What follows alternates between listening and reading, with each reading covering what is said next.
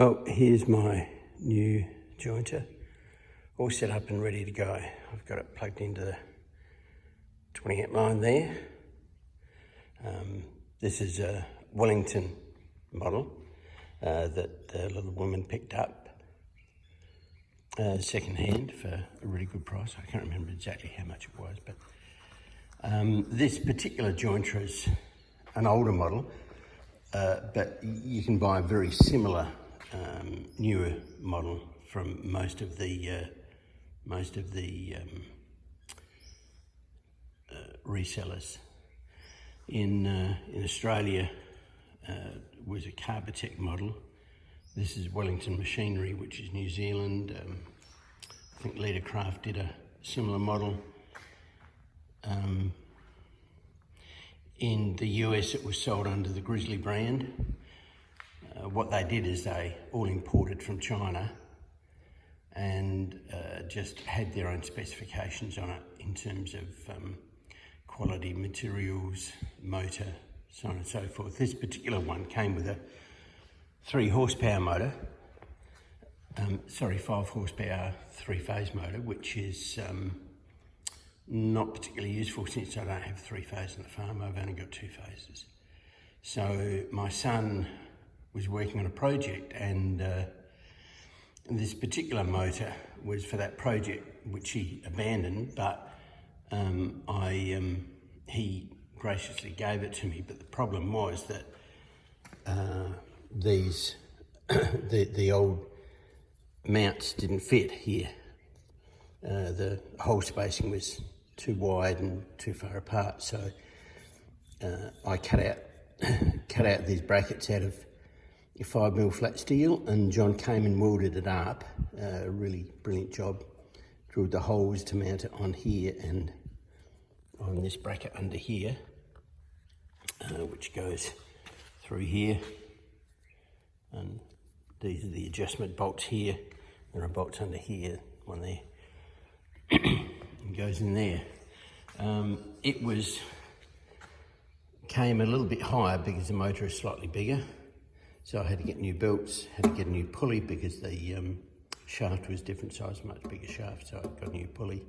That wasn't cheap, but overall it's only added a few, well, from my perspective, I only added a few dollars to the project.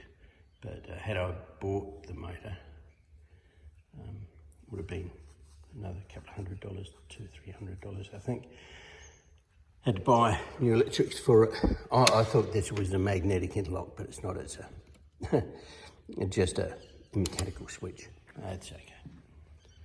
But yeah, it works like a treat. The blades on this are a little bit worn.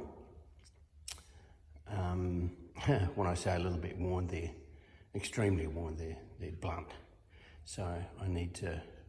It came with a spare set of blades on it, which I'll fit.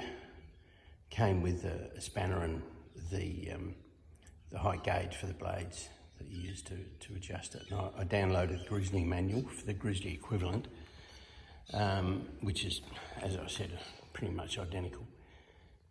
So I've got the whole manual for it. It's got the setup for it and all the details on setting it up and configuring it. It's 2-speed.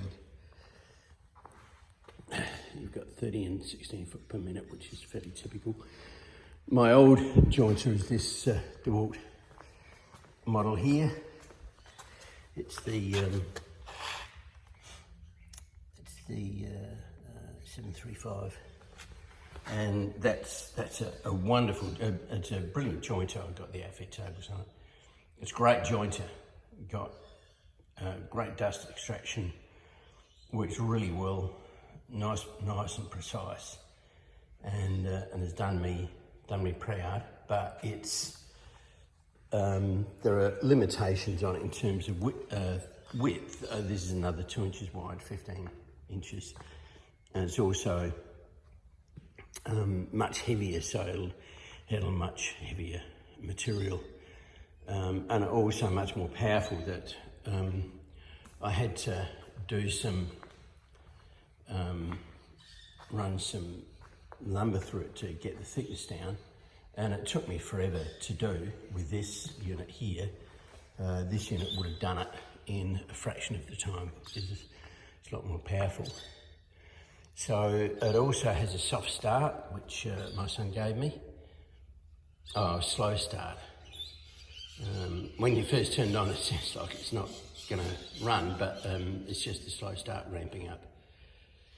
So it applies power gradually to the motor. It takes a couple of seconds to ramp up. So I'll just show it to you in action here. It's not too loud. It's a lot quieter than the DeWalt was.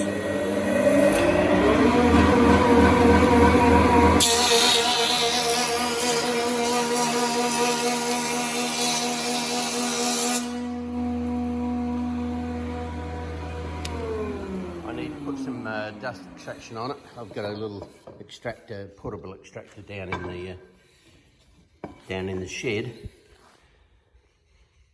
You can see, if you look carefully, you can see the ridges on it.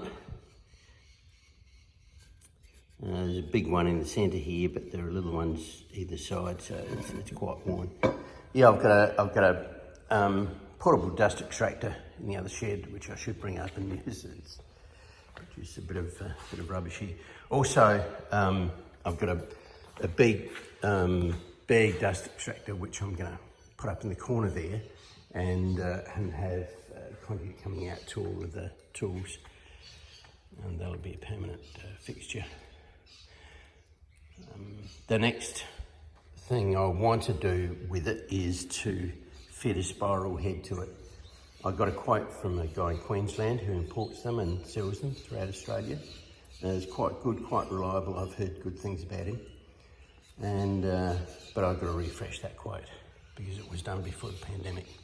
So I got this when we first started. Oh no, I got this when the shed was pretty much lined. So it was about a year and a half ago, I think.